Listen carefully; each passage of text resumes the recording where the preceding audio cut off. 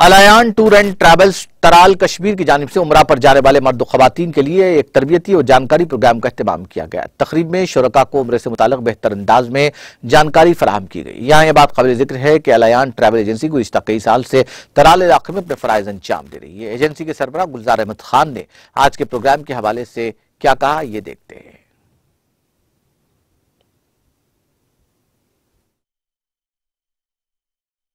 السلام علیکم ورحمۃ اللہ وبرکاتہ۔ آج اس اورینٹیشن پروگرام بی عمرہ گروپک اس زن انشاء اللہ تعالیٰ 4 دسمبر یہ نیرِ اور اللہ تعالیٰ کور فضل تمیک سربراہی کر تم میں عطا یم زن بہ یمن خادم بنونس اور انشاء اللہ بہ روز تہذ خدمت کرن اور یم مے ستھ انس انشاء اللہ تعالیٰ۔ یہ کور آز Alayan tour and travel Tral company یہ آرگنائز بی آج ٹریننگ پروگرام انشاء اللہ، اور تہد تہ بہ دل شکریہ ادا کران تہ اونو پن قیمتی وقت کر یوتن تشریف، اور الحمدللہ آز گو وار کر اس پات کن محنت کر اسہ